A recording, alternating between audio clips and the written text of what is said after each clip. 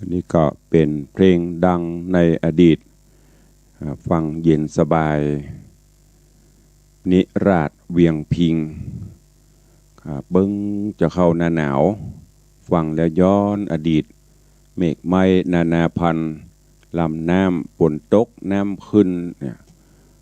ทำให้เราจินตนาการนึกไปตัวเนาะวันนี้ก็ฝากให้กับทุกท่านเด้อFC แฟนรายการทุกท่านที่ได้ฟังวันนี้ก็เป็นสบายสักวันเสาะเพลงมาฮือกับญาติโยมต่างหลายได้ฟังกันเป็นเพลงบะเก่าเพลงเก่าไม่ใช่บะเก่า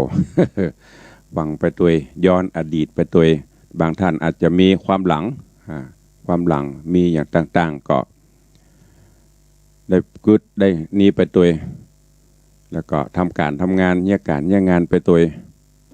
เป็นการที่พักผ่อนไปในตัวตอนรับวันใหม่อากาศสดใสสดชื่นเย็นสบาย ก็ขออนุโมทนาประชาสัมพันธ์ขอบคุณเนอะกับท่านผู้ที่ได้ร่วมโมทนาบุญกฐินของต่างวัดวังสิงคำที่จะกำหนดการทอดถวายดังที่ตุลุงได้บอกไปในวันอาทิตย์ที่14วันอาทิตย์ที่14พฤศจิกายน2564ที่จะถึงนี้ขอบคุณกับโยมปเลี้ยงธนวัฒน์แม่เลี้ยงทัดพิชาสุสิงคำประธานกรรมการในการทอดถวายขอบคุณอนุโมทนาบุญกับโยมป่ออาจารย์บุญมาแม่ตุนแก้วทาคำแปงร่วมโมทนาบุญรองประธานในการทอดถวายผู้ร่วมบริจาคสมทบอันมีโยมแม่จันดีวิสุทธินันท์โยมแม่ประณีพยไคหพลโยมธนกิจการจนะกมลแม่อุ้ยหม่อนลอยสุดเจปุกแม่จันดีสุขเจริญแม่จันตาหินศีลแม่อุ้ยหม่อนจันคำแสงปูนแม่สุแก้วแม่สุแก้วคำอ้วนพ่อนันแก้วแม่จันฟองสังกิจแม่บุญปั่นเดือนใสนายบุญธรรมสังกิจนางขันแก้วสีน้ำใหญ่แล้วก็มีแม่สุพันธ์อิมังแม่อุ้ยยอดปัญญามูลแม่บุญพินอ่ำคดแม่เรือนคำมหานามขอบคุณโยมแม่จันเพนคำโปธาโยมแม่บัวหงอากาเรือนแม่อุ้ยหม่อนจันดีเจริญตื้อแล้วก็มีลูกหลานตันเต้าของแม่อุ้ยหม่อนจันทิพย์ณวงศาอนุโมทนาบุญกับคุณโยมชิงชัยคุณโยมละเย็นน้องกำไรสั่งการ โยมแม่รำพันธ์ปอดทองสุกก้อนแก้วแม่จันเปงปิงพยอมนายประพันธ์นางสุพัฒน์ปิงพยอมป้าศรีแม่เพียรชัยพนัสนายดำรงนางอำพรมูลศรีอันนี้ลูกของป้าอุ้ยหม่อนปั่นมูลศรีบ้านแม่คือโดยสเก็ตแม่บัวเร็วนายอำพรนายพิชัยนายสมเพชรชัยพฤกษ์ป้าบุญมาแม่ขันทองวังเวียงอันนี้เวียงหนองล่องละปูนโยมวิไลบุญชัยป้าจื้นแม่อำพรไว้ว่องชัยว่องโยมเฟื่องฟ้าทิพย์กนกโยมแขกช่างฟันโยมลำดวนนางสาวกัญญานายเสนอชัยสาวงขอบคุณกับลุงทูลพี่น้องลุงใจแม่ยอดเรือนช่างขายแม่ผันชูยกปิ่นป้าน้อยดีแม่เอ้ยจิตนานโยมสุภชัยโยมยอดเรือนแนวจำปาท่านรองนิคมดวงที่มาโยมสมบัติโยมสมศรีจูยกปิ่นป้าหลวงบุญมาแม่หลวงสุธรรมชัยเลิศอันนี้เป็นรายนามผู้ร่วมโมทนาบุญกฐินของวัดวังสิงคำเนอะในวันอาทิตย์ที่14พฤศจิกายนที่จะถึงนี้ก็น้อมเอิญชวนตัวก็วันนี้อย่างที่ตุลุงได้บอกไปจะได้ร่วมตักตายกับพี่น้องทางบ้านทางจองตัววันนี้เฮาลิงสัญญาณไปทางคลื่นวิทยุสีขาวเพื่อจะประชาตัวเวลาก็เหลือแถมน้อยเดียวก็จะได้อู้จาตักตายหน้าไม้กับญาติโยมศรัทธาเฮาไปตัวเนาะสลับกับข่าวสารแล้วก็ธรรมะเกียรติความรู้ฝากฝังกับญาติโยมศรัทธาเฮาตัวก็จะได้ตักตายวันนี้อย่างที่ได้บอกไปเนอะทาง ไลฟ์สดวันนี้บ่ได้ไลฟ์ก็ขอสุมาอภัยตัวจัดเฉพาะต่างสถานีวิทยุก็จะได้ตักตายกันเต็มที่กับพี่น้องที่ฟังอยู่ต่างคลื่นวิทยุใครจะอู้จะจ๋าเข้ามาได้เนอะ0817836540เป็นได้พ่องฟังเพลงแล้วมีความสุขก็ม่วนกับบ่ม่วนก็บอกมาได้ก็จะได้จัดย้อนอดีตให้ฟังม่วนๆเจริญปอนพอเลี้ยงธนวัฒน์สุสิงห์คำไว้สาขาไว้สาครูบาท่านเจ้าส่วนจุงเนอเพชรจีวันนี้ม่วนดีเนอสบายตุลุงในวังเนอเพลงเย็น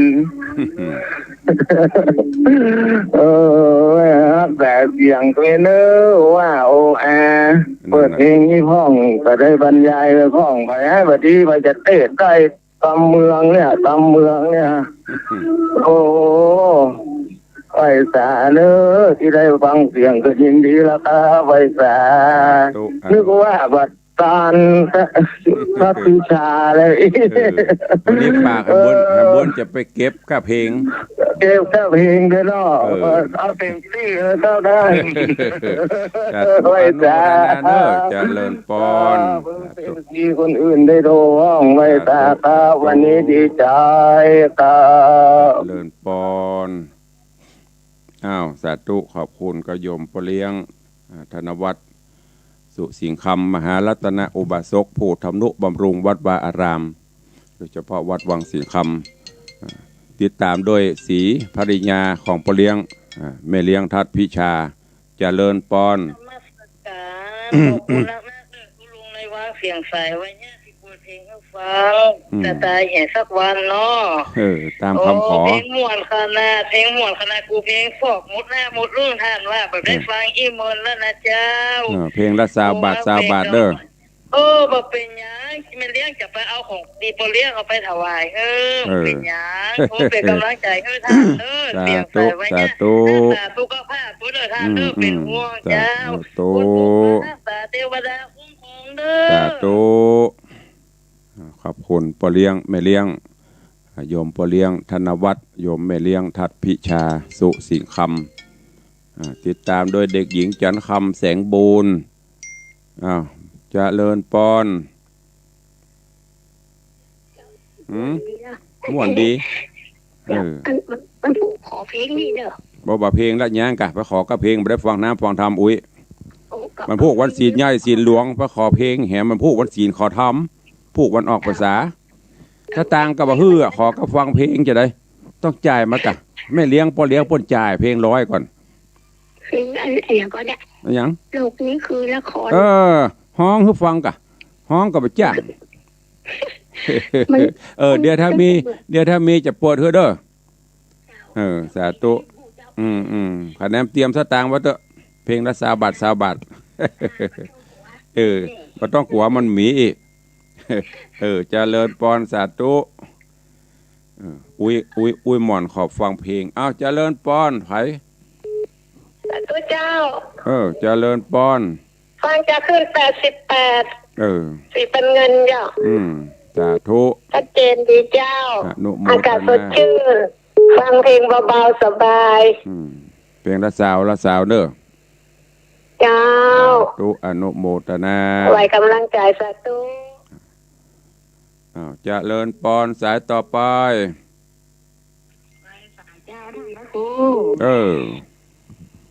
จากบ้านบุกตำบลนครจีดีนะเจ้าม่วนกับฟังเพลงเจ้าหลายสไตล์แท้มันเป็นเพลงแท้กล่อมสถานไม่เอาสถานมีความสุขเนาะอากาศแจ้งมามีความสุขแค่พ้องกันเนาะก็ได้ใจฟังน้ำฟังธรรมไปบ้านค่ำจ้าธรรมะตุ้ยจริงตุ้ยเนาะน่ากะสลับไปอย่างแก่งแค่อย่างที่หลวงพ่อพระครูอภิวัฒนวิโกมันน่ะอย่างแก่งแค่นะเนาะคนที่ชมกว่าหูม่วนคนที่มาโหมกว่าบ่ม่วนเนี่ยจ้าโหมกับฟังที่ผมก็ที่มีอย่างข้าวปลาข้าวกระถินน่ะกระถินสามัคคี วันที่14วันที่14พฤศจิกายนเจ้าที่ใดแม่จะโทรหาเด้อสาธุขอบคุณเด้อเจ้า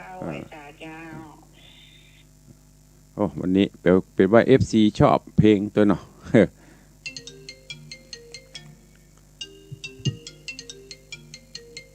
อ้าวเจริญปอน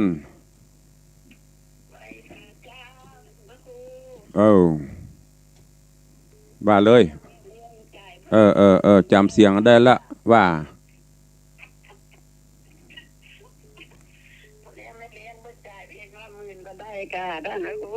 ตัวเก่าเรา5 บาทได้ก่อนได้เอาได้ใจซื้ออันนี้กาเอา5 บาทก่อนละโควิดมันนักก็ได้ออกบ้านไปทำไรแล้วจะไปเอามาแอ้งโควิดตายกันหมดถ้าบัดได้ไปไหนเปิ้นกับไปกับโลมากลัวโควิดไปไม่ต้องไปกลัวมันนะแม่มันถึงเวลามาถึงตายในเวียงมันนักรถไฟอันนี้จะอยู่ในเวียงอยู่บ้านนอกเพ่เขาอยู่ในวังเขาไปอยู่ในเวียงว่าถ่ายวัดมันไปก่อนเขานี่วังสีคำเปิดตลอดไม่มีปัญหาไผ่มาวังสีคำมาเป็นสักคนวังสีคำปักเกาะโควิดไปจัดไก่แล้วนะก็ต้องในปุ่มนี่เต็มนี่แม่เฮ้ยเป่าพรวดปือปิวหมดสาธุอนุโมทนาเดี๋ยวให้คนอื่นเปิ้นอู้ต่อเนอะสาธุไม่ต้องกลัวมันกลัวนักบดีเจริญปอนสายต่อไปเจ้าว่าเจ้าสาธุศพเตี้ยเจ้าจอมตองเจ้าชื่อศพเตี้ยนามสกุลจอมตองกะ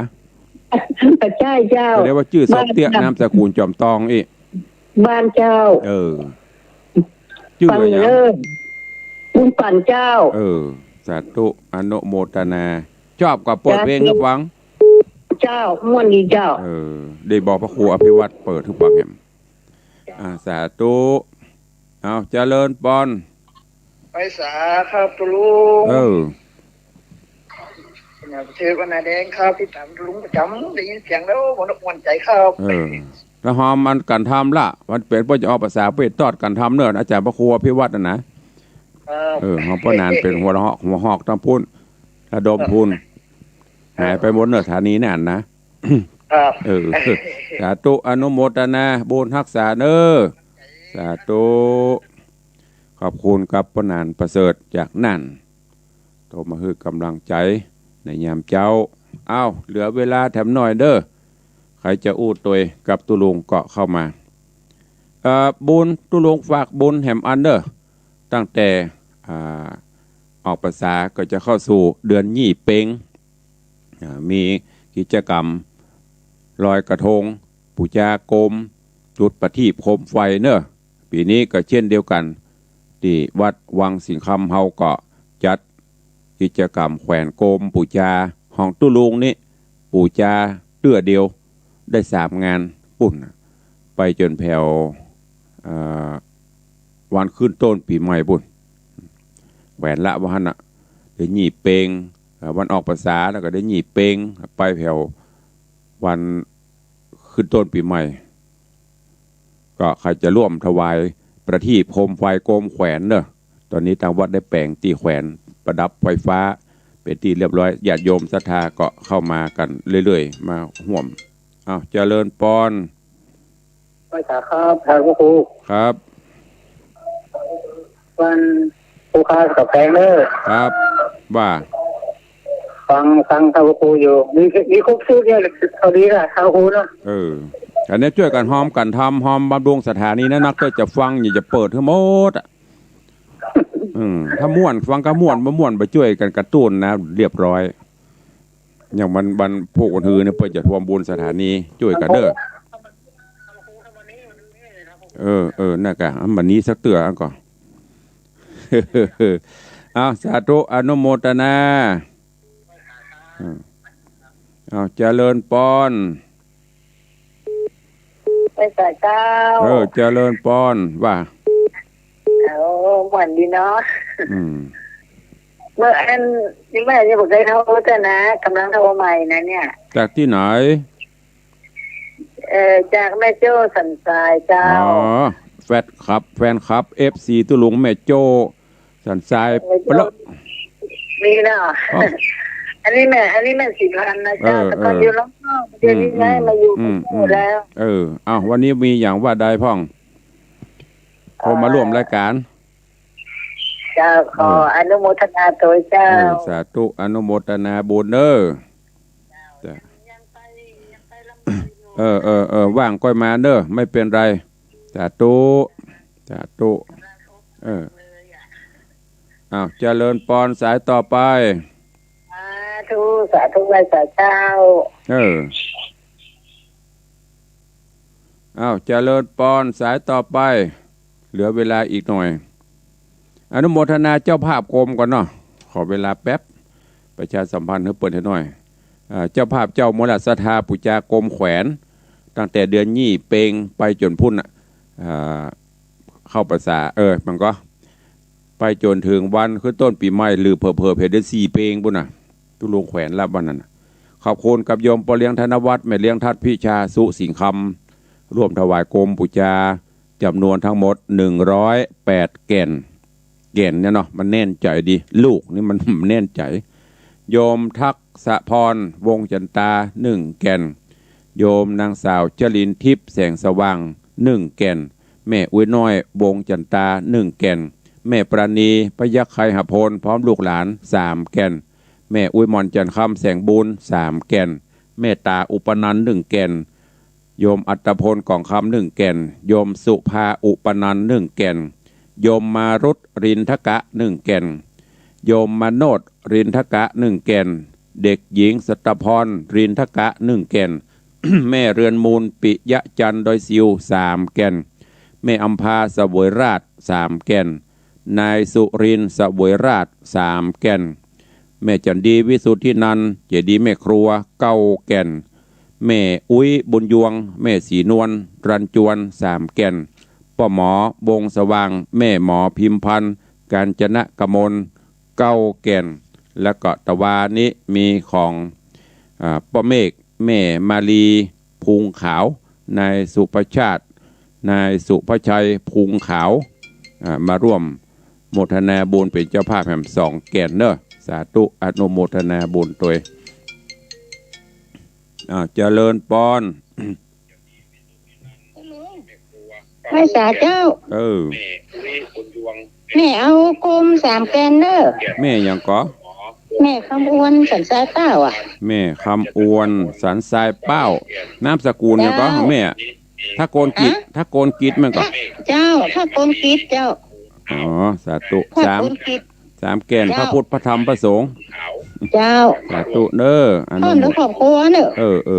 สาธุเจ้าอนุโมทนา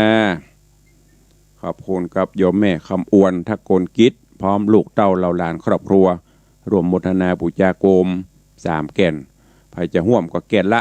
59 บาทเนอะ60ย่อมบานปีนี้เศรษฐกิจบดีเปิ้นลดกากรมลงเฮาก็ลดถ้ากรมขึ้นปีก่อนๆนะ99 บาท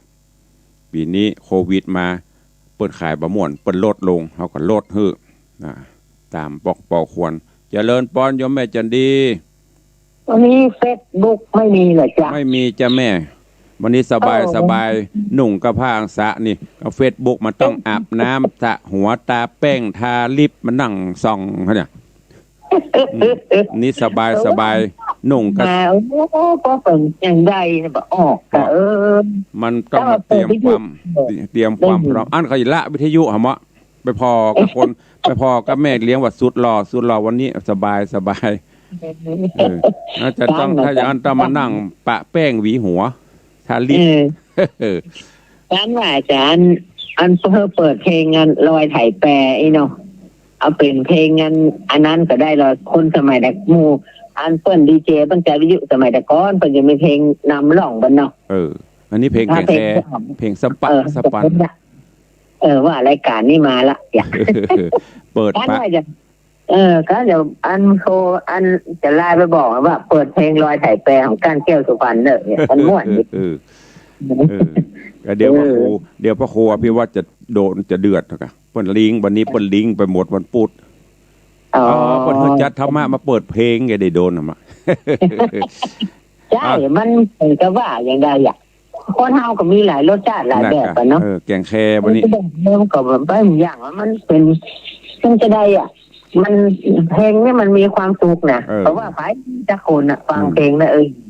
มันทำไม่ได้เปิดนักหรอกเปิดเป็นไปเต้นน่ากะเปิดประตูสลับอู้ไปเอกะอากะเจ้าม่วนดีเนาะเจ้าเพลงละสาวได้เลยสาธุอนุโมทนาแม่เด้อนมัสการเจ้าขอบคุณเด้อที่เปิ้นโทรมาคือกำลังใจก็พยายามเนาะเอาคือมันตรงสเปคตัวใจญาติโยมศรัทธาเปิ้นใครได้ใครฟังอันใดก็ตุลุงพยายามสรรหามาให้จัดมาฝากโกมแกนละ59 บาทใครจะร่วมก็รายการหลังรายการไปเรื่อยๆเนอะปุ้นเพียบปีใหม่ปุ้นแล้วเดี๋ยวนี้ก็ยัง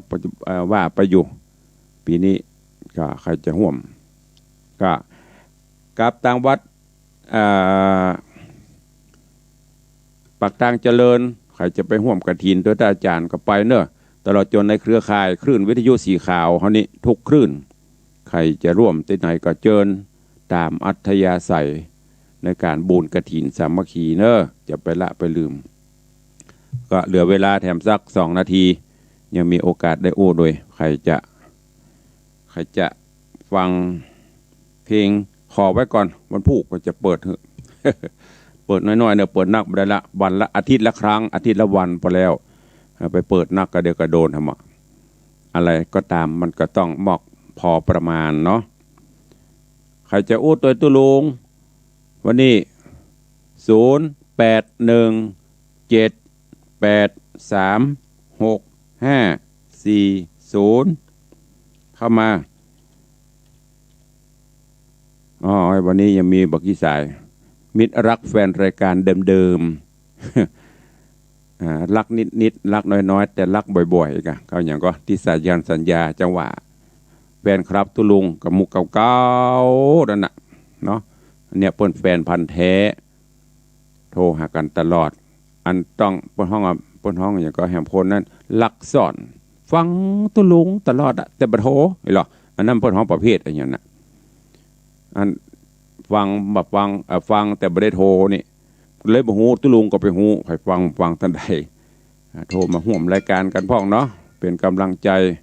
เจริญปอนเจริญปอน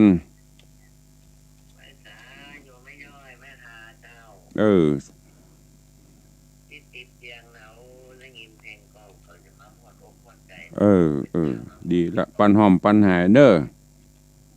ดีมีสุขสาธุอนุโมทนาเมตตาเป็นติดเตียงพยายามรักษาไปเนอะมันต้องไปซีเรียสอะไรกับมันอยู่ไปฟังไปเดี๋ยวมันก็ตึงเข้าสู่ภาวะของมันคนเดียวเนอะแม่เนอะใครจะอุดตัวตุลุงแหมเข้ามามีไหม0817836540มีภัยละฟังเพลงเนาะปิดท้ายรายการรวดล่ำลากันเนอะจัดให้แม่อุ้ยหม่อนจันทร์คำแสงบุญโลกนี้คือ